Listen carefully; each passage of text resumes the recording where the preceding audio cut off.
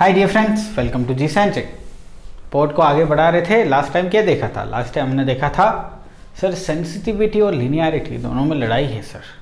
Linearity को बढ़ाने जाएंगे तो सेंसिटिविटी गड़बड़ हो जाएगी, सेंसिटिविटी को बढ़ाएंगे तो फिर लिनियरिटी गड़बड़ हो जाएगी।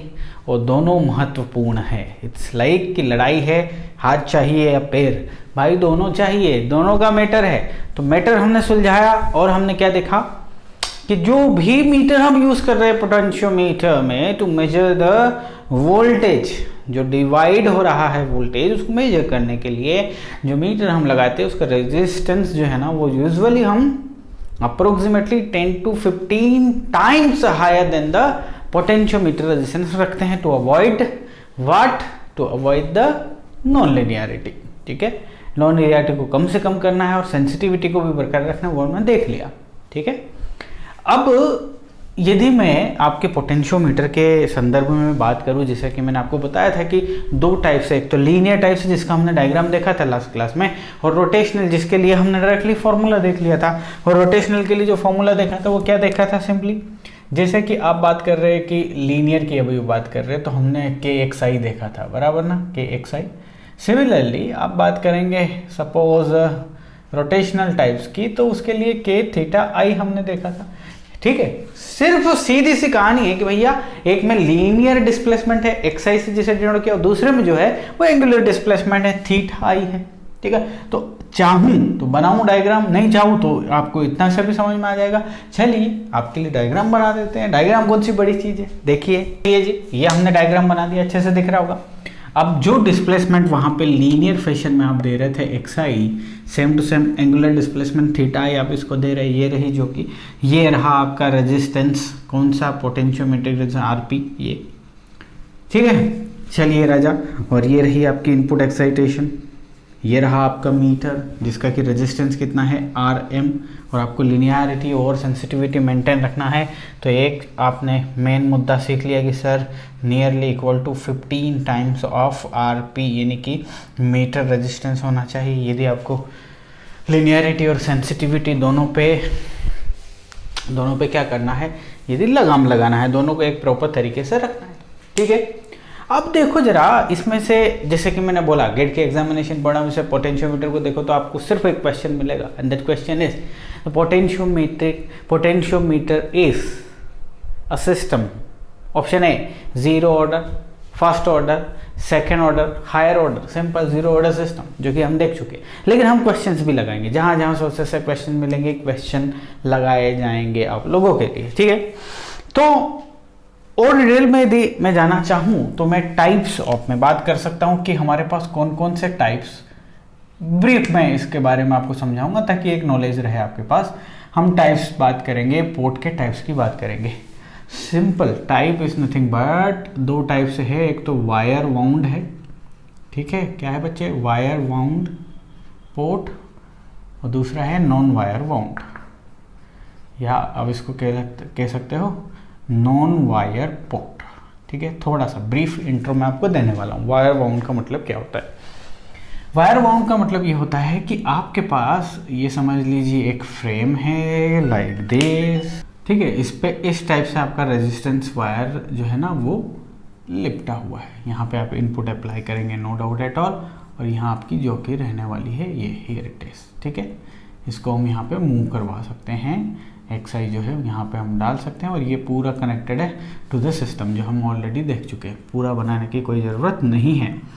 इस टाइप के पोटेंशियोमीटर को हम वायर वाउंड पोटेंशियोमीटर बोलते हैं। वायर वाउंड पोटेंशियोमीटर बड़ा आसान होता है इसको बनाना, इसके साथ डील करना। ठीक है, अब ये जो वायर वाउंड टाइप का है, इसमें डिस्प्लेसमेंट यहाँ पे आप दे रहे हो, एक्स आई दे रहे हो, हियर इट इज, ये फ्रेम में लिपटा हुआ है, ये एक वायर है जो कि इन जनरल, ये ऐसे में क्वेश्चन पूछेगा तो पूछेगा कि ये कौन सा वायर यूज़ करते हैं वायर वाउंड में। So in generally platinum wire use कर सकते हैं, या फिर निकिल और कॉपर, या निकिल और क्रोमियम जो है ये मेटल के आपके पास बनाए जाते हैं, वायर्स बनाए जाते हैं। ठीक है, क्या एडवांटेज है इनका?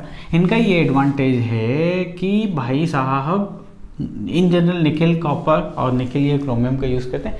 इनका टेम्परेचर कोफिशिएंट अच्छा है, टेम्परेचर से ज़्यादा अफेक्ट नहीं होना है इनको। प्लेटिनम ज़्यादा टेम्परेचर अफेक्ट होता है इन दोनों की तुलना में, मतलब कि टेम्परेचर यदि इसमें इन्वॉल्वमेंट होता है टेम्परेचर का, तो इस रेजिस्टेंस को वो ज़्यादा चेंज नहीं करेगा, ज़्यादा अफेक्ट नहीं करेगा। इसलिए इन पर्टिकुलर मेटल्स का हम बनाते हैं ये वायर। ना होता क्या है, देखिए जो भी इनपुट है डिस्प्लेसमेंट है वो डायरेक्टली यहाँ से ये जंप करेगी आपकी ये आपका जो कि है ये रेजिस्टिव वायर जो कि कॉइल के फॉर्म में है, इस पर मूवमेंट करेगी। तो अलग अलग वैल्यू रेजिस्टेंस की रहेगी, उस पर पोटेंशियल डिवाइड हो जाएगा और उसके बाद आउटपुट में मेजर हो जाएगा। ठीक है, तो हम आपको बता रहे थे कि जब भी डिस्प्लेसमेंट आप लगाओगे तो इस पर जो इसका मूवमेंट है वो एक कंटिन्यूस नहीं है, ये एकदम बाउंसी है ना। बाउंसी मतलब इन वायर्स पे सपोज ये वायर का स्ट्रक्चर ऐसा है ना, यदि इनको टॉप व्यू या इस साइड से देखो तो ऐसा है ना, यहाँ पे जो कि मूव कर रही है तो यहाँ से यहाँ आएंगे तो ये जंप होगा, ये बाउंस,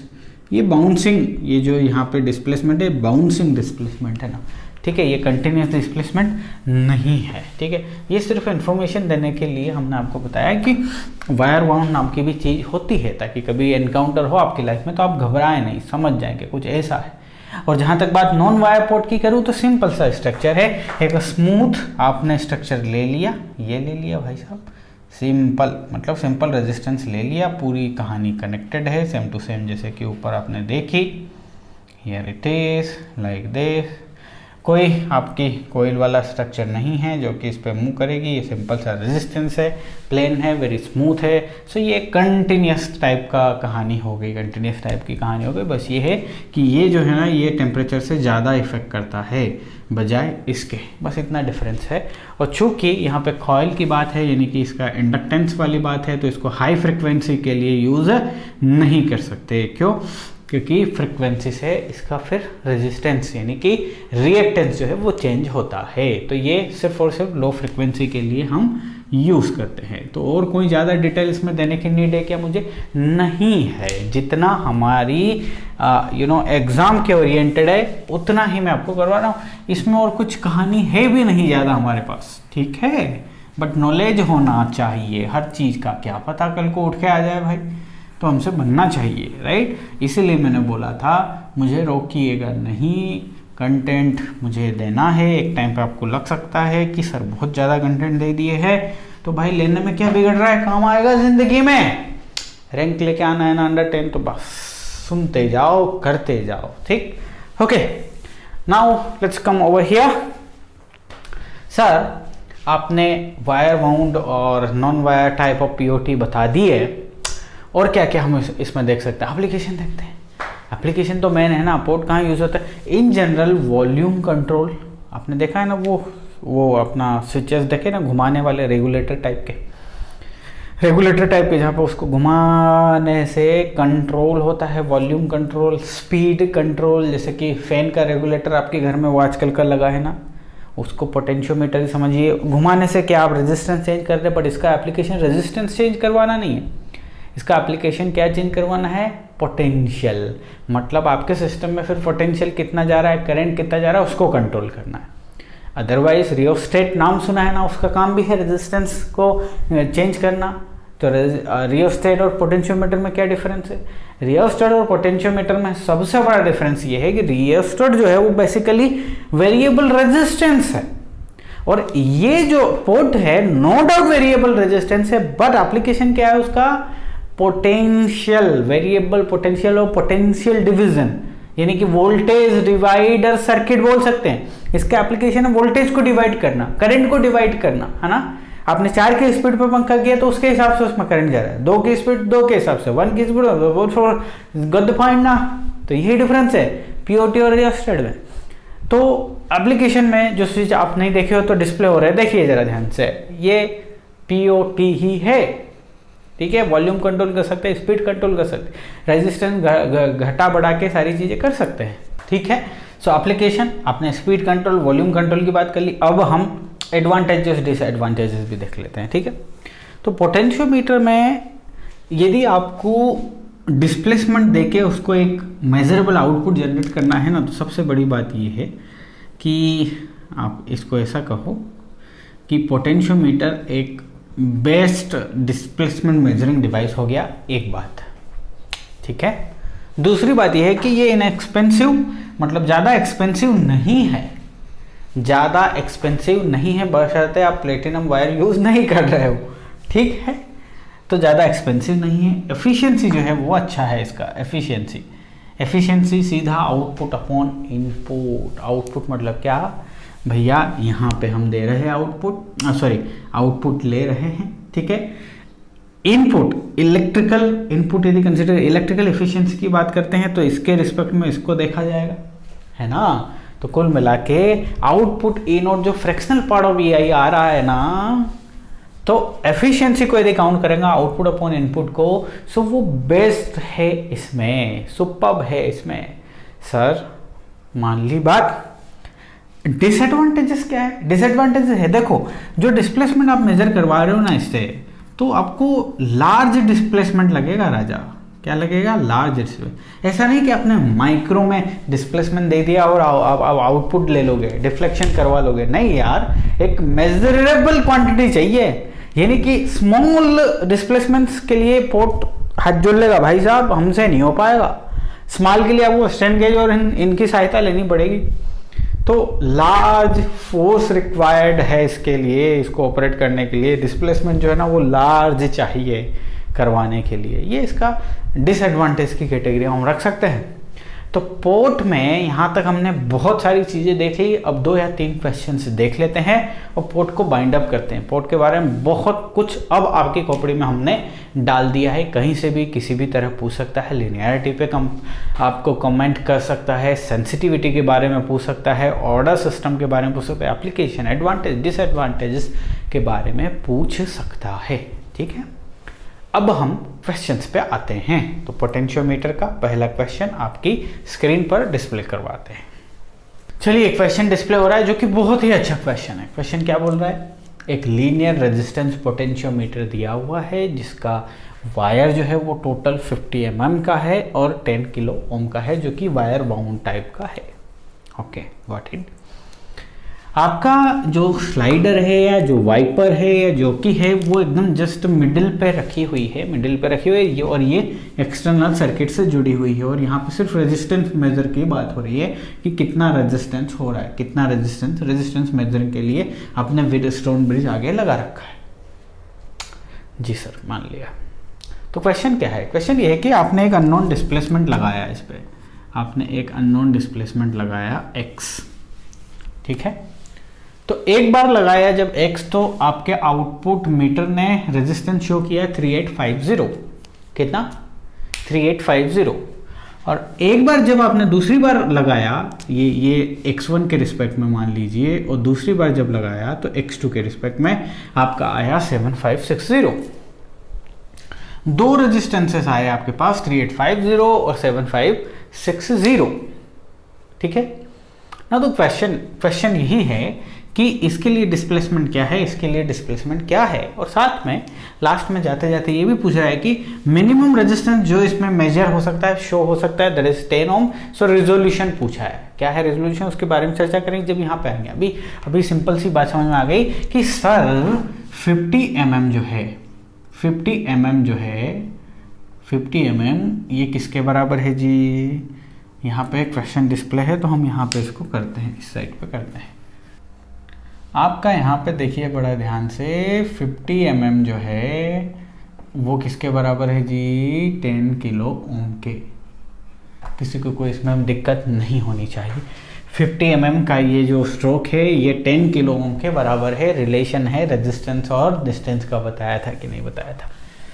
तो यहां से हम ट्रिक कर सकते हैं कि 1 ओम किसके बराबर है या 1 mm किसके बराबर है, ये हम ट्रिक कर सकते हैं। एक रिलेशन लेके आते हैं कि 1 mm जो है वो होता है 10 डिवाइड बाई 50 का। सो ये यहां से कट हो गया और ये this is nothing but 200। So 1 mm जो है राजा, 1 mm जो है वो शो कर रहा है 200 ओम को। 1 mm 200 ओम को। 1 mm भी जरा सा भी डिस्प्लेसमेंट दिया ना, 1 mm का डिस्प्लेसमेंट दिया ना हमने इसमें, फ्रॉम द जीरो पोजीशन, तो ये मान के चलिए कि आपका डिस्प्लेसमेंट जो है ना, आपका जो रेजिस्टेंस चेंज हुआ ना वो 200 ओम है। 200 ओम, 1 mm आपने डिस्प्लेसमेंट दे दिया, यानी कि 200 ओम आप रेजिस्टेंस मेजर कर सकते हैं, चेंज कर सकते हैं ना। क्वेश्चन क्या बोल रहा है कि ये ऑलरेडी इसकी मिडिल कंडीशन पे है, यानी कि 5000 ओम 5000 ओम पे ये है आपका स्लाइडर 5000 ओम पे है। तो जब पहली बार डिस्प्लेसमेंट दिए तो मेजर हुआ कितना 3850 पे कहानी चली गई, 3850 पे कहानी चली गई। तो यार यानी कि रेजिस्टेंस जो है डाउन है, इधर ऊपर है क्योंकि यहाँ से शुरुआत है। तो डिस्प्लेसमेंट कितना दिया होगा, है ना, डिस्प्लेसमेंट कितना दिया होगा, यही आपसे क्वेश्चन पूछा जा रहा है। ठीक है, तो सीधा सा बात समझिएगा जरा कि 5000 देखो पूरा है 50 mm, पूरा कितना है 50 mm, 5000 पे कितना रहेगा 25 mm रहेगा, 3850 पे कितना mm रहेगा, अरे आसानी से निकाल सकते हैं रे, कैसे, 200 ओम के लिए डिस्प्लेसमेंट है 1 mm, सो 3850 ओम के लिए 3850 ओम के लिए डिस्प्लेसमेंट कितना होगा, सीधी सी बात है, बचपन से पढ़ते आए हैं, 1 mm multiply with 3850 divide by कितना 200, सो ये 0 0 गेट कैंसल्ड। ठीक, अब क्या बचेगा आपके पास, अब आपके पास बचेगा 19.25 mm। ठीक है जी, तो डिस्प्लेसमेंट कितना हुआ जी सर 25 mm पे ऑलरेडी था, अब वो पोजीशन आ गई 19.25। सो डिस्प्लेसमेंट जो हुआ, पहला वाला जो डिस्प्लेसमेंट हुआ वो कितना हुआ, वो हो गया mm का डिस्प्लेसमेंट हुआ, जो कि आपसे पूछा जा रहा था। किस डायरेक्शन में हुआ, ऑब्वियस सी बात है नीचे हुआ, इस साइड डिस्प्लेसमेंट लगाया क्योंकि रेजिस्टेंस घटा है बच्चे। सेम टू सेम वो कहानी 75760 के लिए पूछ रहा है, तो इसके लिए भी निकाल लो, 7560 के लिए भी निकाल लो, तो 7560 गुना 1 mm डिवाइड बाई 200, इसकी वैल्यू बताइए, आ रहा है 37.8 mm, 37.8 mm। ठीक है जी, 37.8। तो ऑलरेडी मिडिल कंडीशन 25 mm पे तो था ही, तो अब डिस्प्लेसमेंट जो हुआ D2 जो हुआ वो हुआ कितना 12.8 mm।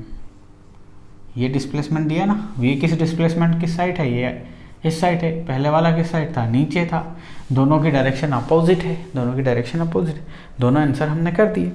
अब क्वेश्चन आपसे जाते जाते पूछ रहा था कि रिजोल्यूशन कितना है, रिजोल्यूशन कितना है, यदि ये मिनिमम 10 ओम को मेजर कर पाए, मिनिमम जो है वो 10 ओम को मेजर कर पाता है, तो रिजोल्यूशन कितना, रिजोल्यूशन का मतलब क्या, रिजोल्यूशन का वो स्केल देखिए बचपन में 15 सेंटीमीटर वाली, उससे मिनिमम कितना मेजर कर पाते थे बताइए सर, 1 mm उसका रिजोल्यूशन था। तो ये पोटेंशियोमीटर जो मिनिमम मेजर कर पाए दैट इज द रिजोल्यूशन, तो इसका रिजोल्यूशन तो दे दिया उसने, मिनिमम R इज 10 ओम, तो ये रेजिस्टेंस के फॉर्म में दिया है। मिनिमम रिजोल्यूशन यदि रेजिस्टेंस के फॉर्म में पूछा है तो वो 10 ओम है, डिस्टेंस में पूछा तो क्या करेंगे, अरे यार 10 ओम mm के कितने बराबर है पता कर लो ना, 10 ओम किसके बराबर है पता कर लो, तो यहाँ से रिलेशन आप ऑलरेडी निकाल के आ चुके। 200 देखिए जरा ध्यान से, 200 ओम इज नथिंग बट 1 mm, तो अब आपको कितना निकालना है, आपको तो 10 ओम निकालना है ना जी, तो कितना आ जाएगा 10 divide by 200, this is nothing but mm, ये गया, सो 1/20 इज नथिंग बट 0.05 mm। ठीक है 0.05 mm, इतना रिजोल्यूशन इन mm है, तो रिजोल्यूशन यानी कि इतना डिस्प्लेसमेंट आप दे सकते हो जो कि डिटेक्ट कर लेगा पोटेंशियोमीटर। क्यों, क्योंकि फ्रॉम जीरो पोजीशन यदि आप 0.05 mm का डिस्प्लेसमेंट दिए तो आपका इधर यदि रेजिस्टिंग मेजरिंग डिवाइस है ना, तो वो धीरे से 10 ओम शो कर देगा, धीरे से 10 ओम शो कर देगा।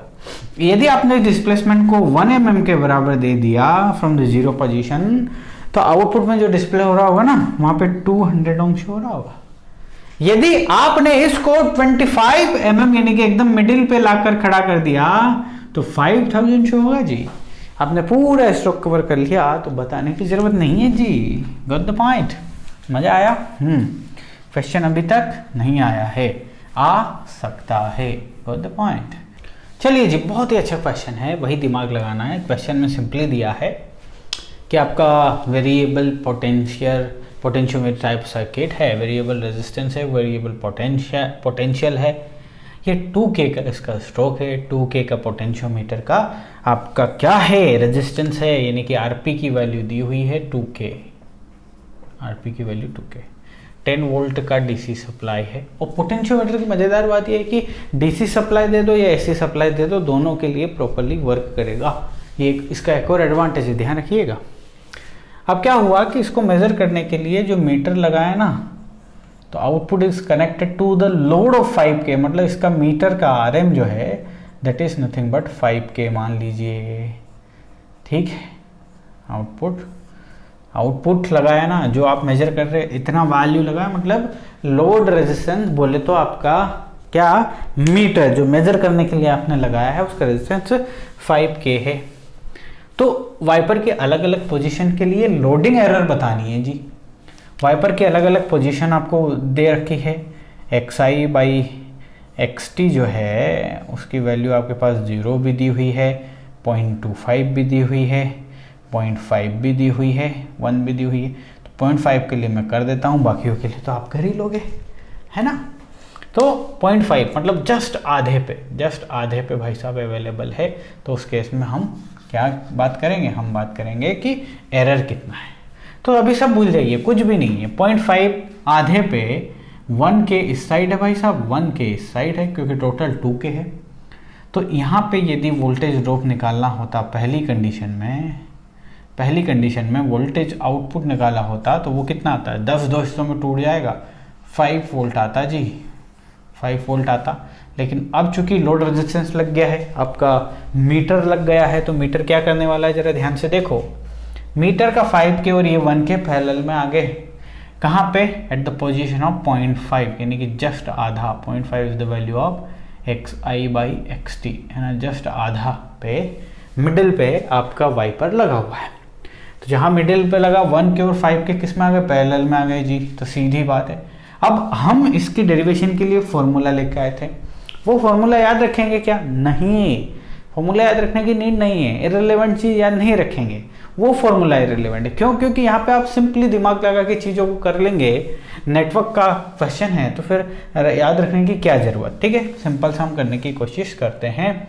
इनिशियल V0 जो आया वो 5 वोल्ट आया, ये ध्यान रखिएगा। चलिए जी, नेक्स्ट कंडीशन में 5K 1K पैरेलल है, सो 1 × 5 divide by 6, this is nothing but kilo ohm. ये आपका रेजिस्टेंस बनेगा, है ना, यानी कि 5/6, this is nothing but the kilo ohm. ये रेजिस्टेंस बनेगा, इक्विवेलेंट रेजिस्टेंस। तो अब इसकी वैल्यू हो गई 5/6 और ऊपर वाले की वैल्यू 1K। तो अब आपसे पूछा जा रहा है कि इसका लोडिंग एरर। तो अब यहाँ पे वोल्टेज निकालते हैं, कितना है जी, वोल्टेज निकालते हैं जी। सो वोल्टेज है 5/6K के अक्रॉस, 6K के अक्रॉस। टोटल वोल्टेज ड्रॉप कितना हुआ, सोर्स वोल्टेज 10 है, नाउ 5/6, नीचे भी K ऊपर भी K हट जाएगा, +1, 5/6 + 1। तो कहानी क्या हुई, कहानी आपकी हो गई यहाँ पे 5 × 10 divide by 11 if I am right, ठीक है। तो इसकी वैल्यू आ गई 50/11, 4.54, ये इसकी वैल्यू आ गई आपकी, ठीक है। ये है आपका दिस वोल्टेज, ठीक। तो अब आपसे लोडिंग एरर पूछा हुआ है, ठीक है। तो जब भी आप एरर की बात करते हैं पहले मेजर्ड वैल्यू लिखते हैं, शायद पिछली दफ़ा फॉर्मूले में ट्रू वैल्यू पहले लिख लिया था, नहीं, measured value minus true value divide by true value × 100, इस टाइप से ध्यान रखिएगा। अब हालांकि इसने परसेंटेज में नहीं पूछी है तो सिंपल लोडिंग एरर हो जाएगी, परसेंटेज में नहीं है तो एरर कितना हो जाएगी, measured value minus true value, simply, ठीक है। मेजर्ड वैल्यू कितनी है, 4.54, ट्रू वैल्यू कितनी थी, 5 वोल्ट आनी थी, तो कितना आ गया राजा यहाँ से डिफरेंस, -0.46 वोल्ट। तो ये आपकी एरर है। इतनी एरर है भाई, मीटर की वजह से इतने वोल्टेज का एरर आ गया। परसेंटेज में पूछा होता तो क्या करते, इसमें आप इसका डिवीजन करके 100 से मल्टीप्लाई कर देते। खैर समझ में आ गई ये बात हमें, बड़ा आसान है सर, है ना, चीज़ें फील हो गई है। लोडिंग एरर से रिलेटेड भी क्वेश्चन आपसे पूछ लिया गया है। ओके, अब लास्ट क्वेश्चन हम इसमें करेंगे और उसके बाद पोर्ट को टाटा बाय बाय करके very important topic strain gauge में हम एंटर करेंगे। ठीक है, चलिए जी आ जाइए अगेन। बहुत ही अच्छा क्वेश्चन है जी, बहुत ही अच्छा क्वेश्चन है। आप लोगों को क्वेश्चन समझ में आ रहा है कि नहीं? आपको मुद्दा समझ में आ रहा है, टॉपिक समझ में आ रहा है, पोटेंशियोमीटर क्या होता है समझ में आया? गिट की एग्जामिनेशन में इससे रिलेटेड जितना मैंने पढ़ाया कुछ भी आ जाएगा तो कर दोगे, करके आओगे। मेरी याद आई उस टाइम पे, याद आए ना आए टॉपिक याद आना चाहिए, क्या पढ़ा वो याद रहना चाहिए, रैंक आना चाहिए। ध्यान रखना बाबू, बड़ी ईमानदारी से दिल से बता रहा हूँ, सिर्फ पढ़ना इंपॉर्टेंट नहीं है, पढ़ना इंपॉर्टेंट है, सिर्फ पढ़ना इंपॉर्टेंट नहीं है, प्रैक्टिस भी लगेगी और रिवीजन भी लगेगा। Knowledge, practice, revision, rank. ठीक है, कितना अच्छा क्वेश्चन है। खुद से बना दो ना, देखना नहीं मेरे को, खुद से बनाओगे तो थोड़ा रिहर्सल होगा, थोड़ा खोपड़ी को दौड़ाओगे, आएगा। उन बच्चों के लिए कह रहा हूं जो सिंपल क्वेश्चन देखे और खुद वीडियो देखने लग गए। वीडियो बंद कर बाबू, खुद से कर, खुद से करके दिखाएगा और बड़ा मजा आएगा। सिंपल सा स्ट्रक्चर है, this R1 R2 R3 mid point 5125 mm stroke है, दिस एंड दिस। ये बैलेंस पे है, बैलेंस पे है जब दोनों के मिड पॉइंट पे है। R3 R4 भी 5000 है टोटल, ये भी 5000 है टोटल। ठीक है, समझ में आता है ना? गुड। अब देखो क्या हुआ, अब ये हुआ कि अननोन डिस्प्लेसमेंट प्रोवाइड किया गया x जिसकी वैल्यू है 12.5 mm। तो आपसे पूछा जा रहा है ई नोट क्या है, और ई नोट क्या है? इन दोनों के बीच का डिफरेंस है, यानी कि इस पॉइंट का और इस पॉइंट के बीच का डिफरेंस है आपका कौन? ई नोट।